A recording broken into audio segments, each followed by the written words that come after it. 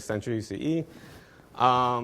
During this time, various empires, various Islamic empires, shall I say, including Arabs, Kurds, and Turkomans, inhabited the land and changed the borders from time to time by moving the inhabitants of the land from north to south, east to west, depending on where they saw fit for placing their military settlements and changing the borders according to their needs. So now we're going to the modern period. These are the allocations of Jewish and Arab populations. So here the orange is Jewish and the rest is predominantly Arab. These will come to determine what the borders will look like for the modern state of Israel and Palestine today. As you know, after World War I, from 1918 onward to 1948, Palestine, as known, becomes a British mandate and is under control of British authorities mandated by the League of Nations to govern Jewish and Arab peoples who are coming to live in this land. First was Appeal Commission. This was about the breakup of the mandate. Over time, there had been Jewish-Arab violence over who could sell the land and who could live where. And so in order to separate Jews and Arabs and give them their own lands to prevent violence, a commission was set up as to where a future border for a Jewish and Arab state could exist. So here you see in the north, the blue is Jewish, the green is Arab. Originally proposed to be annexed to Transjordan, which is now today Jordan, but was taken out of the plan because in 1922, Jordan separated from the British Mandate of Palestine. It was all one huge mandate. And to make peace between Jews and Arabs in Jerusalem and Jewish and Arab communities from elsewhere, Jerusalem and what is today the port of Jaffa in the city of Tel Aviv becomes an international zone that is still to be governed by the British Mandate.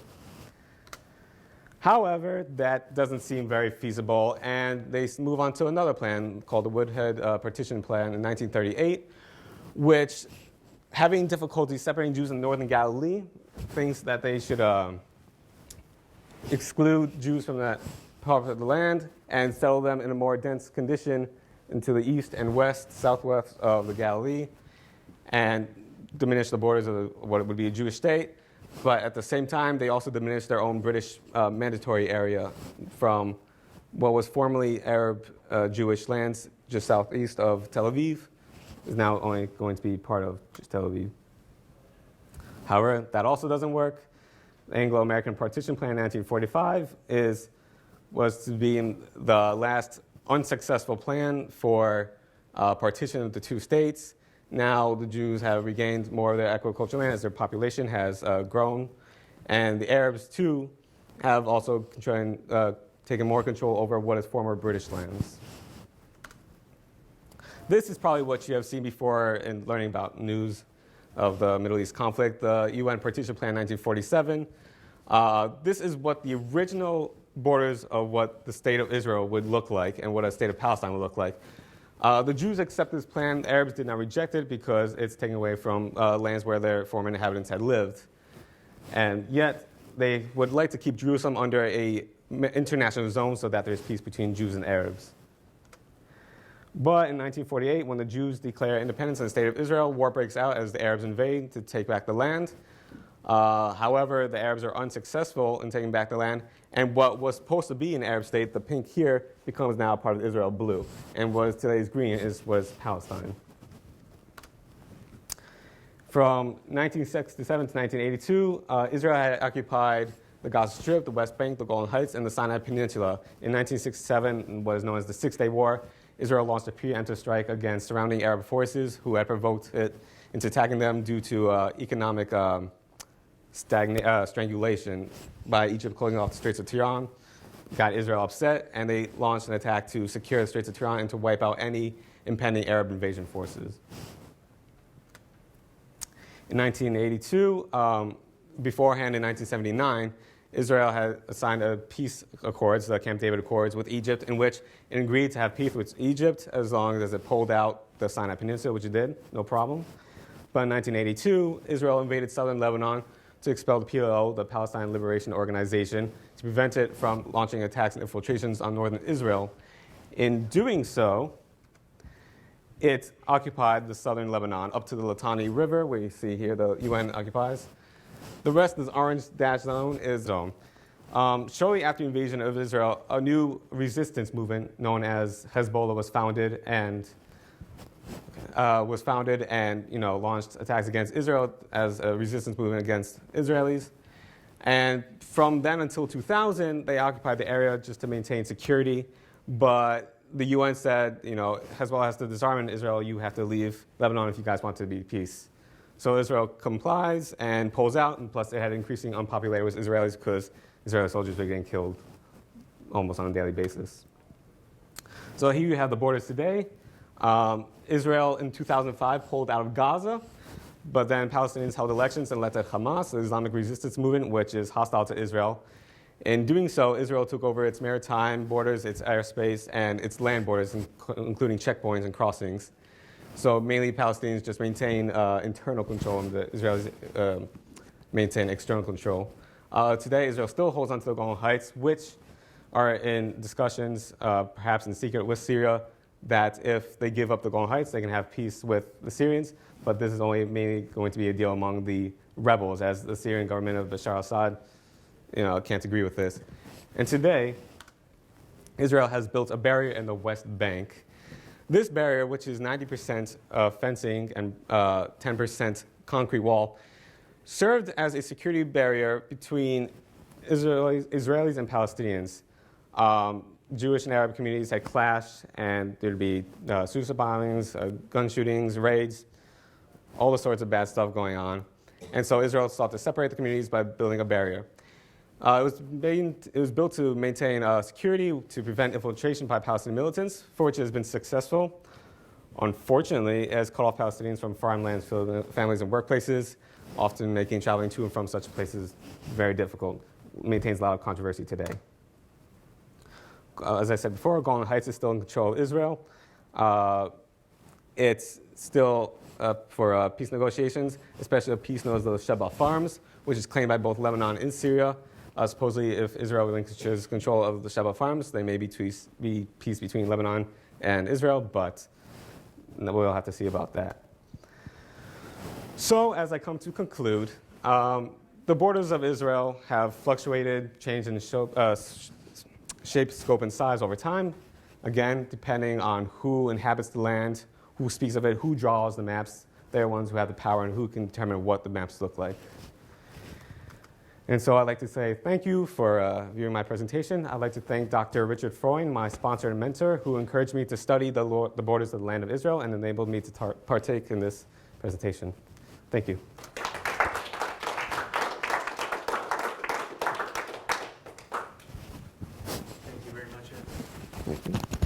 The last presentation will be Daniel Fitzpatrick, and he will present on the gates of Jerusalem that are now. Afterwards, we'll have a few minutes for questions.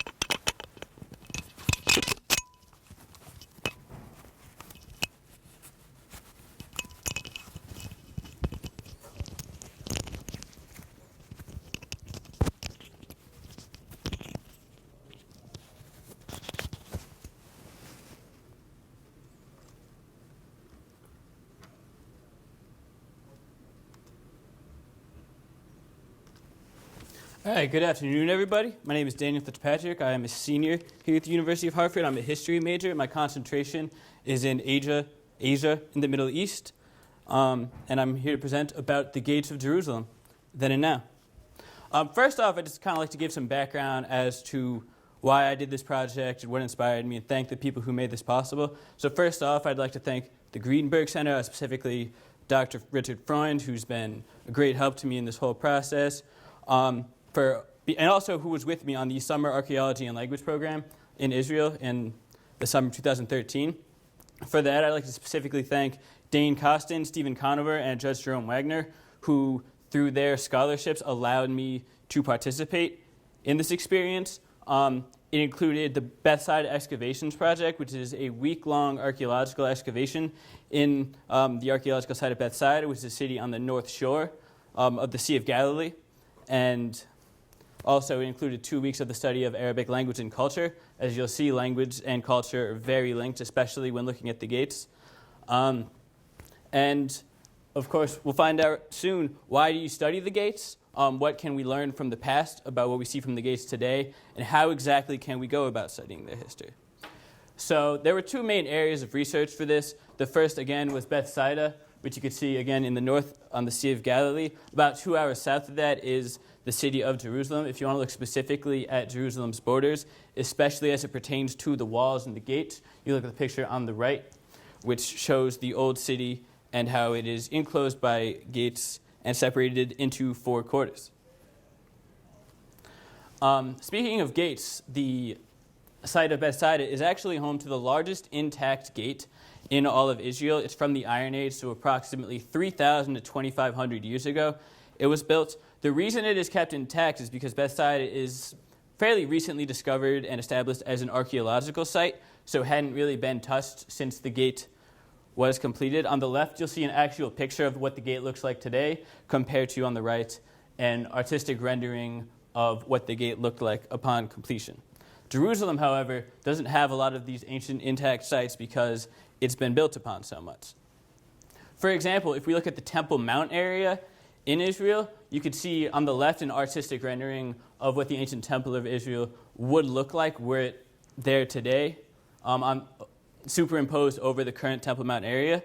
The area on the right is what the Temple Mount area actually looks like today, most notably including the Al-Aqsa Mosque and the Dome of the Rock, which is a 1,300-year-old Islamic mosque. And this is important because it shows that even this area, it's such a holy site that it becomes very difficult to excavate. People don't want to touch it. People want to leave it alone. So if we're looking at things for archaeological purposes in Jerusalem, a lot of the times it's easier to go to an area like Bethsaida, where they have more intact archaeological evidence of what happened during more ancient times. Here, again, you can see a map of the old city of Jerusalem, and what it says there, that outlines the 7 gates of Jerusalem that are open today. On the right, you'll see a chart that shows the 7 gates of Jerusalem, their names in English, Hebrew, and Arabic, along with the dates of their construction, other names they're called, and where they are located relative to the old city. Now you'll notice I said 7 gates and not 8. That is because right now there are 7 of the 8 gates open. The 8th gate, which is sealed, is known as the Golden Gate. You can see via the picture that it is a double gate. It's known as the Bab al-Rahma in Arabic and the Shah ha-Rashim in Hebrew. That translates to the Gate of Compassion. It was sealed since 1541 by the Ottomans. I should say that the majority of these gates and the walls of Israel in general were completed in the 16th century by the Ottomans, more specifically under Suleiman the Magnificent, the Sultan of the Ottoman Empire, when they constructed this gate, the Golden Gate, which has the biblical connotation of being where the Messiah would come through and usher in the eternal golden age. The Ottomans decided that they were going to seal it off so nobody could go through the gate, so that Messiah couldn't come and the Ottomans could retain control. Next, we have the New Gate. It's the most recently constructed gate. It was constructed in 1889, and it pertains more to recent history of Israel. Again, Israel has thousands of years in history. Jerusalem specifically, it's been ruled over by so many different groups. But recently, the New Gate exemplifies the history of Israel as we know it today. It used to be, as you can see in the picture on the left, it used to be a relatively modest gate. It linked the Christian quarter of the old city to the new city of Jerusalem, which is outside the borders of the walls. Today, if you look at the picture on the left, you'll notice bullet holes. Those are remnants of both the 1948 and 1967 conflicts, and it shows that the fight for the modern state of Israel and Israeli independence wasn't easy, and it's a visual reminder of that. Next, we have the Damascus Gate, which takes its name from Damascus, Syria, the city that it faces. This is one of the main eastern gates of Jerusalem. meaning that it brings visitors who come from the east will travel through this gate. This gives it a heavy Arab influence, as cities such as Mecca and again Damascus, people from there would come through this gate to make their pilgrimage to Israel. As you can see on the left, it's always been pretty open. It has had historically a lot of visitors come through it. But what I want you to focus on right here is you can sort of see this turret and that turret. You'll notice that the rest of the gate is symmetrical except for those turrets. But what's great about this is that in 2011, so very recently, the actual turret was restored. You could see a close-up of the turret on the right. And this was done using British archaeological evidence of 19th century British archaeologists who obviously took photographs of the gate. They restored the turret to its actual location. So this goes to show that the Israeli Antiquities Authority, even today, is still very concerned about preserving the gates and preserving the history that comes with it. Next up, there's Herods Gate, or as it is also known, the Gate of the Flowers. As you can see on the right, there's an image of a flower on top of the gate, lending its name.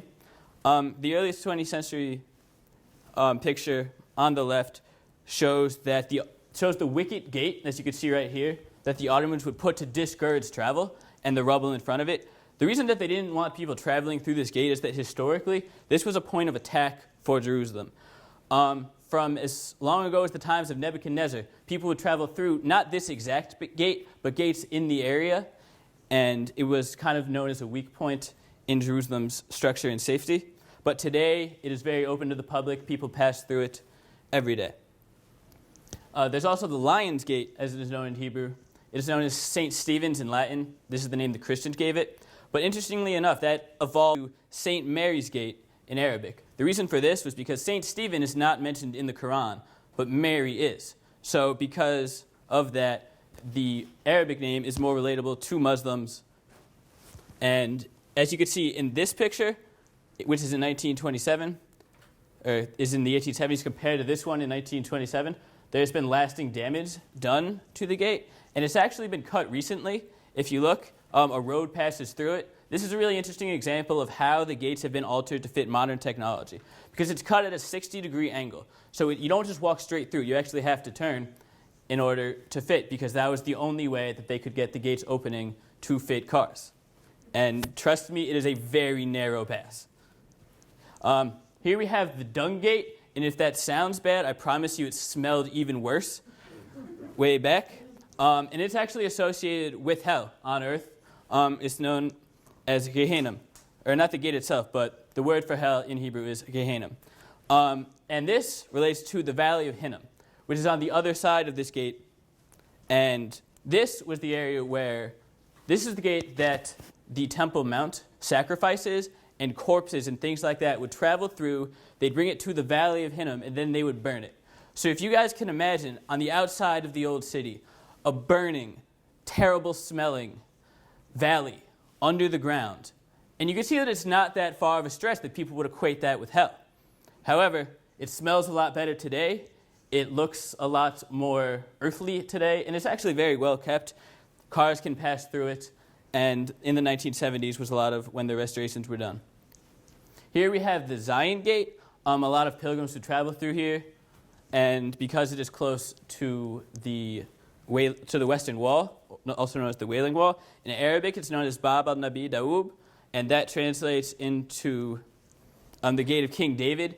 It's said in Arab tradition that King David's tomb is by this gate, and they venerate that area.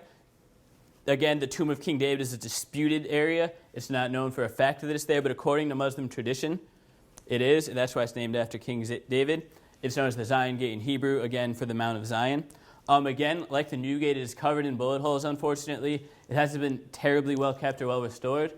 Specifically during the Six-Day War, this was the gate that a lot of the Israeli military passed through in order to reclaim the old city of Jerusalem as part of the modern state of Israel. And here we have the Jaffa Gate, or the Jaffa Gate, which is named after the city of Jaffa on the northwest side of Israel by the Mediterranean Sea. It is said, according to tradition, that the only people allowed to enter this gate on horseback are those who come to conquer the city of Jerusalem. And this is very important because as you'll notice between the older and the newer pictures, right now there's a gap in the gate. The reason for that was because in 1898, the German Emperor Kaiser Wilhelm II, who was known as the most Christian sovereign, wished to visit Jerusalem and meet with the Ottoman Turks, who were currently in control and who were his friends and allies. He wanted to make an entrance, a very grand entrance, and he wanted it to be on horseback surrounded by a caravan of chariots. However, in keeping with the tradition, they were able to make a compromise where they actually took part of the gate out so he could travel through on chariot and still make his grand entrance while not offending those who very strongly believed in the tradition, and it allowed him to make a diplomatic entrance as opposed to being seen as a possible conqueror. So this really goes to show that although the archaeology of the gates and the history of gates are very important and people do want to keep them intact and restore them, as we have seen with like the Damascus Gate, they're not opposed to making alterations in the name of diplomacy. So what exactly can we learn through these gates? First of all, it should be noted that the history of Jerusalem can be seen not only in the names of the gates, but in the photographs of the gates. But it's important to remember that every single person who's traveled into the old city of Jerusalem did so by going through a gate. So this was the first thing people saw 2,000 years ago in the time of Jesus, in the time of the ancient temple, in the time when the Arabs ruled, in the times when the Ottoman Turks ruled. They had to travel through these gates. So it certainly it's one of the most historically relevant areas of Jerusalem. And the names are very reflective of not only Muslim, but Jewish and Christian traditions, and shows that each faith puts different sorts of importance on the city of Jerusalem, which is a very holy city in all three of the Abrahamic religions. But currently, what you can see is that the gates are very open. They're welcome to the public, and it shows that the city has made a lot of progress, and it's reflective of the state of progress of modern-day Israel. And it shows that even though it's been a very contested land throughout history, now it's becoming very open and a very multicultural place. Thank you for your time.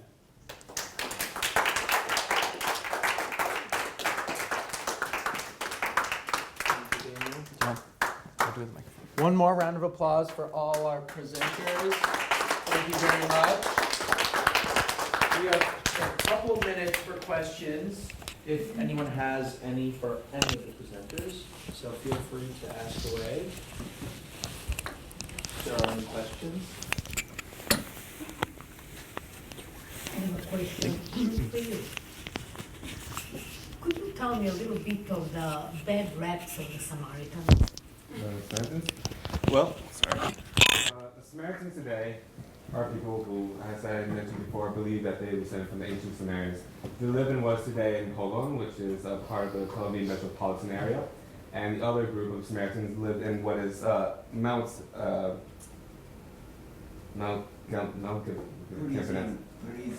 Gerizim, which is outside the city of Nablus in the north and west bank. So Samaritans and their religion, Samaritanism, is very similar or related to Judaism, and that they see themselves as Israelites like Jews, but not as Jews. Jews see them as Jews, but with an incorrect face or Samaritans can be either Israeli and Palestinian in the fact that the ones who live in Israel speak Hebrew, but the ones who live in the West Bank speak Arabic and Hebrew in that they were surrounded by Palestinian Arabs, but they live under an area known as Area C, which is total Israeli control. The Samaritans, today there's only about 700 to 800 of them left in the world today. I mean, I'm not sure exactly, to be honest, how numerous they were. I mean, they were much numerous before, but throughout history, due to the conquest by various empires and conversions from Christianity to Christianity, from Islam to Islam, and so on and so forth, they've dwindled into a very small community, and they only married among themselves, which, believe it or not, is actually going to lead them into extinction because they don't intermingle with anyone else, so the gene pool is getting smaller and smaller. As far as I know, I mean, I've never met one personally. I've seen them in pictures and I've heard about them, but they're just very secluded, peaceful people. Never have to hear about them in the news or anything. And they're quite fascinating people.